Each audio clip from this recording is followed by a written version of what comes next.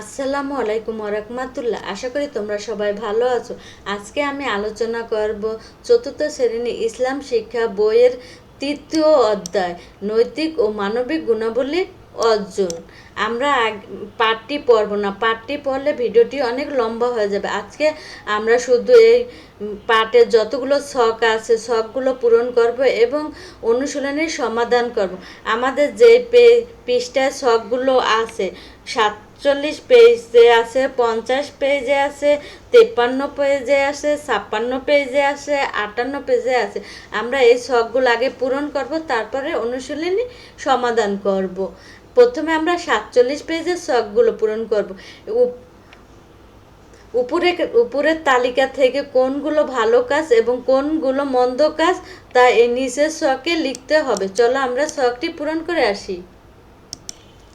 ভালো কাজ: সত্য কথা বলা, অন্যের উপকার করা, আল্লাহর ইবাদত করা, সৎ কাজ করা, সবর করা, ক্ষমা করা ও দান করা, পিতামাতা ও বড়দের শ্রদ্ধা করা, কথা দিয়ে কথা রাখা, গাছ লাগানো, প্রাণীদের প্রতি দয়া দেখানো। মন্দ কাজ: কৃপণতা করা, প্রতারণা করা, মিথ্যা কথা বলা, অপব্যয় করা, মিথ্যা অপবাদ দেওয়া, গালি দেওয়া, নিজের দোষ অন্যের উপর চাপানো, মন্দ কাজে সহযোগিতা করা, চুরি করা। চলো বইতে ফিরে যাই। আমাদের পরবর্তী ছক আছে 50 পৃষ্ঠায়। ছবি ও মিডিয়া দেখার মাধ্যমে ভালো মন্দ এবং ন্যায় অন্যায় সম্পর্কে আলোচনা করে তালিকা তৈরি করি। ভালো বা ন্যায় কাজ, মন্দ বা অন্যায় কাজ। চলো আমরা এই ছকটি পূরণ করে আসি। ভালো বা ন্যায় কাজ: বড়দের সম্মান করা ও ছোটদের স্নেহ করা, অসহায় বা দরিদ্র মানুষকে সাহায্য করা, সর্বদা সত্য কথা বলা, অন্যের বিপদে এগিয়ে আসা, পরিবেশ পরিষ্কার পরিচ্ছন্ন রাখা, অনুমতি নিয়ে অন্যের জিনিস ব্যবহার করা। মন্দ বা অন্যায় কাজ: বড়দের সাথে অভদ্র আচরণ করা, কারো বিপদে তাকে নিয়ে উপহাস করা, স্বার্থসিদ্ধির জন্য মিথ্যা বলা, অন্যের ক্ষতি করার চেষ্টা করা, যেখানে সেখানে ময়লা ফেলে পরিবেশ দূষণ করা, না বলে অন্যের জিনিস নেওয়া বা চুরি করা। চলো বইতে ফিরে যাই। হযরত ওমর রাদিয়াল্লাহু গোয়ানির মেয়ে ও হযরত ওমর বিন আব্দুল আজিজ রহমতুল্লাহর ঘটনাসমূহ আলোকে ভালো কাজ ও ন্যায় অনুসরণ সম্পর্কে তালিকা তৈরি করি। চলো আমরা তালিকাটি তৈরি করে আসি। গোয়ালিনীর মেয়ে অন্ধকার রাতেও দুধে পানি মেশাননি, কারণ সে জানতো মানুষ না দেখলেও আল্লাহ সব দেখছেন। আমাদের উচিত লোক চক্ষুর অন্তরালে ও সৎ থাকা। হযরত ওমর বিন আব্দুল আজিজ রহমতুল্লাহ রাষ্ট্রীয় কাজে ব্যবহৃত মোমবাতি ব্যক্তিগত কাজে না নেওয়ার মাধ্যমে শিখেছেন যে সরকারি বা অন্য সম্পদ রক্ষা করা ঈমানের অংশ। অনেক লাভের সুযোগ থাকা সত্ত্বেও অনৈতিক কাজ না করা। শাসক হিসাবে বা ব্যক্তিগত জীবনে কারো প্রতি পক্ষপাতিত্ব না করে সঠিক বিচার করা। নিজের উপর অর্পিত দায়িত্ব যথাযথভাবে পালন করা এবং কোনো ফাঁকি না দেওয়া। চলো বইতে ফিরে যাই। আমাদের পরবর্তী ছক হলো 53 পৃষ্ঠায়।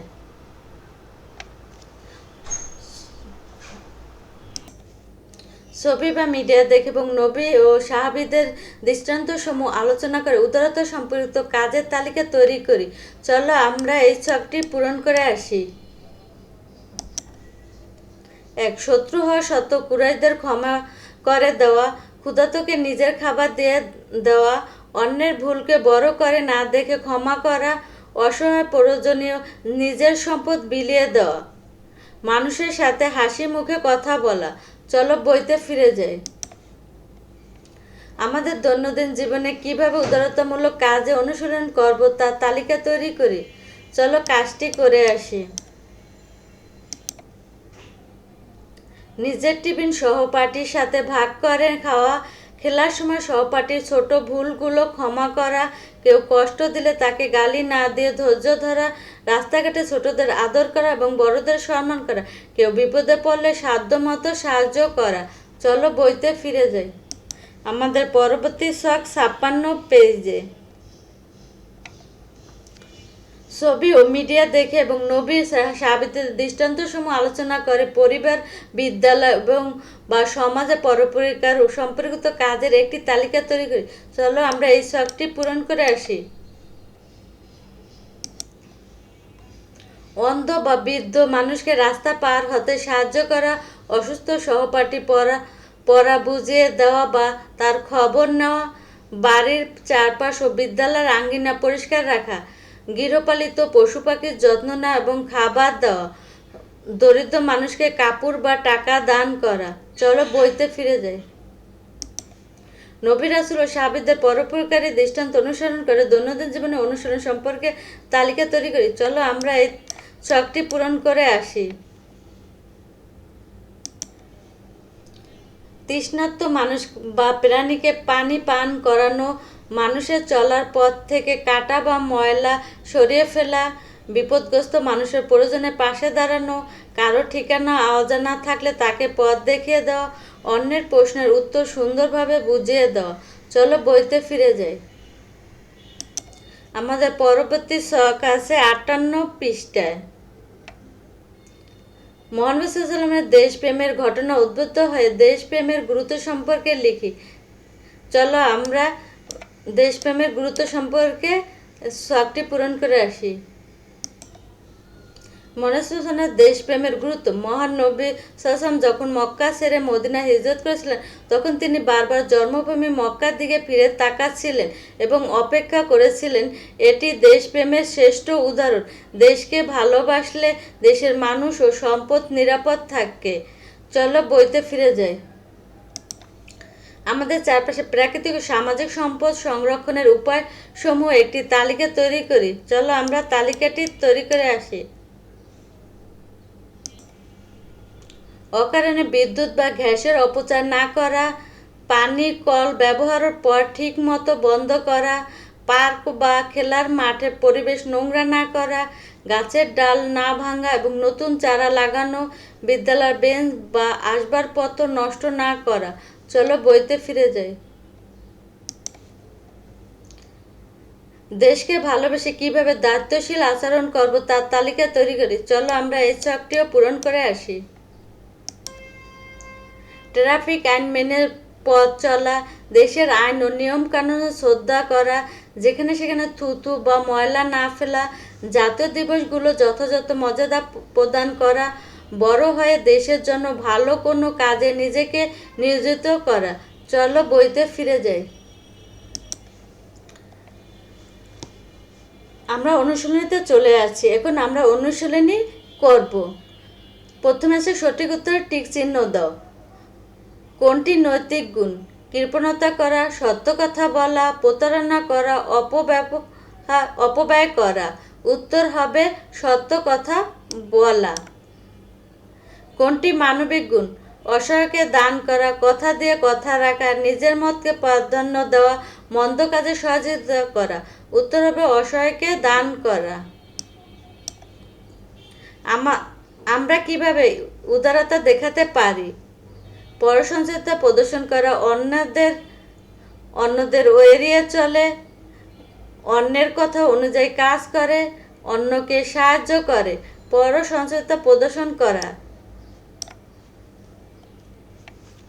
কিভাবে আমরা পরোপকারী করতে পারি?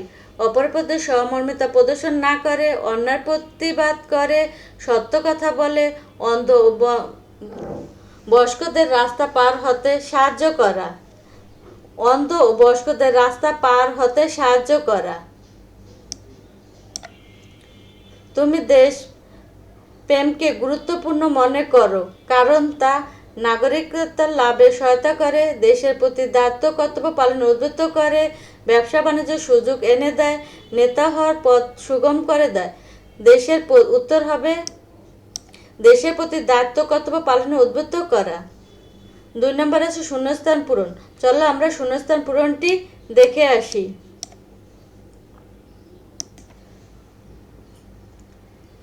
যে কাজগুলো মানুষের জন্য কল্যাণ বয়ে আনে সেগুলো হলো ড্যাশ কাজ, সেগুলো হলো ভালো বা ন্যায় কাজ।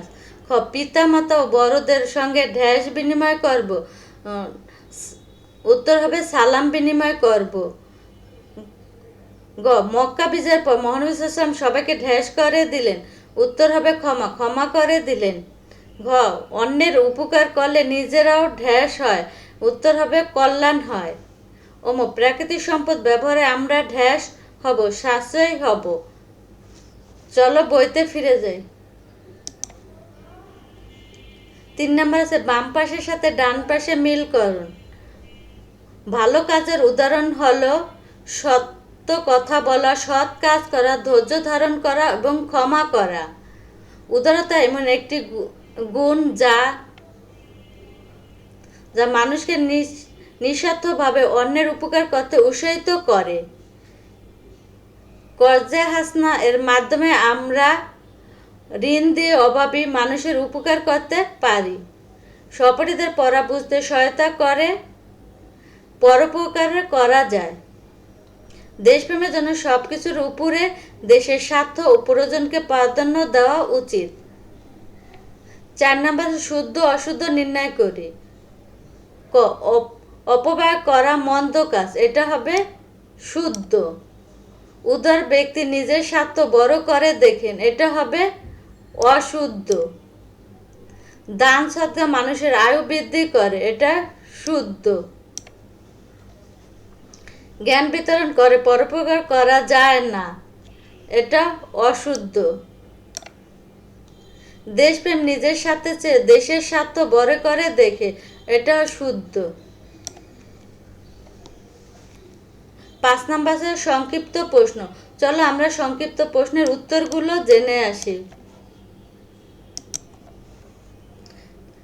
ভালো কাজ ও মন্দ কাজ বলতে কি বোঝায়? উত্তর, যেসব কাজ করলে মানুষের উপকার হয় এবং আল্লাহ খুশি হন তাকে ভালো কাজ বলে, যেমন সত্য কথা বলা। অন্যদিকে যেসব কাজে মানুষের ক্ষতি করে এবং আল্লাহর অসন্তুষ্ট হন তাকে মন্দ কাজ বলে, যেমন মিথ্যা বলা। উদারতা কি? উত্তর, নিজের মনকে বড় করা এবং নিঃস্বার্থভাবে অন্যের উপকার বা কল্যাণে এগিয়ে আসা মানসিকতাকেই উদারতা বলে। কিভাবে পরোপকার করা যায়? উত্তর, অভাবীকে সাহায্য করে, অন্যকে পড়া বুঝতে সাহায্য করে, অন্ধ বা বৃদ্ধকে রাস্তা পার করে দিয়ে কিংবা গাছ লাগিয়ে পরোপকারী করা যায়। হিজরতের সময় মক্কার দিকে তাকিয়ে মহানবী সাল্লাল্লাহু আলাইহি ওয়াসাল্লাম কি বলেছিলেন? উত্তর, তিনি বলেছিলেন, হে মক্কা, খোদার কসম, তুমি আমার কাছে সব স্থানের চেয়ে অধিক প্রিয়। যদি তোমার অধিবাসীরা আমাকে বের করে না দিত তবে আমি কখনো তোমাকে ছেড়ে যেতাম না। দেশপ্রেমমূলক 2টি কাজের উদাহরণ দাও। উত্তর, 1 দেশে প্রাকৃতিক সম্পদ যেমন বিদ্যুৎ, গ্যাস, পানি সাশ্রয় করা। 2 রাস্তাঘাটে ময়লা আবর্জনা না ফেলে দেশকে পরিষ্কার রাখা। চলো আমরা বইতে ফিরে যাই। 6 নম্বর বর্ণনামূলক প্রশ্ন। চলো আমরা বর্ণনামূলক প্রশ্নগুলো উত্তরগুলো জেনে আসি। উদাহরণসহ ভালো ও মন্দ কাজের পরিচয় দাও। উত্তর, যেসব কাজ করলে মানুষের কল্যাণ হয় এবং সমাজ ও পরিবেশের উপকার হয় এবং মহান আল্লাহ খুশি হন সেগুলোকে ভালো কাজ বলে, যেমন বড়দের সম্মান করা, সত্য কথা বলা এবং গাছ লাগানো। অন্যদিকে যেসব কাজ মানুষের ক্ষতি করে, অশান্তি সৃষ্টি করে এবং যা মহান আল্লাহ নিষেধ করেছেন এবং সেগুলোকে মন্দ কাজ বলে, যেমন মিথ্যা বলা, অন্যকে গালি দেওয়া এবং অপচয় করা। নবী ও সাহাবীগণের দৃষ্টান্ত অবলম্বনে উদারতা সম্পর্কে বর্ণনা করো। উত্তর, ইসলাম আমাদের উদার হতে শেখায়। মহানবী সাল্লাল্লাহু আলাইহি ওয়াসাল্লামের জীবন উদারতার শ্রেষ্ঠ উদাহরণ হলো মক্কার বিজয়। তিনি মক্কাবাসীদের উপর প্রতিশোধ না নিয়ে সবাইকে ক্ষমা করে দিয়েছিলেন। সাহাবীগণের মধ্যে উদারতা অন্যান্য দৃষ্টান্ত দেখা যায়। হযরত ওমর রাদিয়াল্লাহু আনহু শাসনামলে একজন সাধারণ গোয়ালিনের মেয়ে এবং হযরত ওমর বিন আব্দুল আজিজ রাহমাতুল্লাহর আমানতদারী ও প্রজাদের প্রতি মমতাবোধ ইসলামের ইতিহাসে উদারতা উজ্জ্বল নক্ষত্র হয়ে আছে। দেশপ্রেম উদ্বুদ্ধ হয়ে প্রাকৃতিক সম্পদ সংরক্ষণের উপায় সম্পর্কে একটি অনুচ্ছেদ লেখো। উত্তর, দেশকে ভালোবাসা ইমানের অঙ্গ। আমাদের দেশের প্রাকৃতিক সম্পদ যেমন গ্যাস, বিদ্যুৎ, পানি ও বনভূমি আমাদের জাতীয় সম্পদ। দেশপ্রেমের উদ্বুদ্ধ হয়ে আমরা এগুলো অপচয় করব না, অপ্রয়োজনীয় বাতি বা ফ্যান জ্বালিয়ে রাখবো না এবং পানির কল খোলা রাখবো না। রান্নার কাজ শেষ হলে গ্যাসের চুলা নিভিয়ে দেব। আমরা যত বেশি সম্পদ সাশ্রয় করব, আমাদের দেশ তত বেশি উন্নত হবে। ঘ, পরিবার ও বিদ্যালয় পরোপকারী ও সম্পর্কিত কাজের একটি তালিকা তৈরি করি। উত্তর, পরিবারের পরোপকারিতা: 1. মা বাবাকে ঘরের কাজে সাহায্য করা। 2. ছোট ভাই বোনদের পড়াশোনায় সাহায্য করা। 3. দাদা দাদি বা নানা নানিকে সময় দেওয়া এবং তাদের সেবা করা। বিদ্যালয় পরোপকার: সহপাঠীদের পড়া বুঝতে সাহায্য করা, কারো কলম বা পেন্সিল হারিয়ে গেলে তা দিয়ে সাহায্য করা, শ্রেণীকক্ষে পরিষ্কার রাখতে সহায়তা করা। ইসলামের আলোকে দেশপ্রেমে উদ্বুদ্ধ হওয়া গুরুত্বপূর্ণ কেন তা বর্ণনা দাও। উত্তর, ইসলামের দেশপ্রেম অত্যন্ত গুরুত্বপূর্ণ। মহানবী সাল্লাল্লাহু আলাইহি ওয়াসাল্লাম নিজের মাতৃভূমি মক্কাকে অনেক ভালোবাসতেন। হিজরতের সময় তিনি বারবার মক্কার দিকে তাকে দুঃখ প্রকাশ করেছিলেন। দেশের উন্নতি মানের দেশের মানুষের উন্নতি, দেশের সম্পদ রক্ষা করা, নিয়ম কানুন মেনে চলা এবং দেশের সেবায় নিয়োজিত থাকা ইবাদতের সমান। তাই একজন প্রকৃত মুমিন হতে হলে দেশপ্রেমিক হওয়া আবশ্যক। চলো আমরা বইতে ফিরে যাই। আজকের মতো এ পর্যন্ত। পরবর্তী অধ্যায় সমাধান নিয়ে খুব শীঘ্রই তোমাদের সাথে দেখা হবে। আল্লাহ হাফেজ।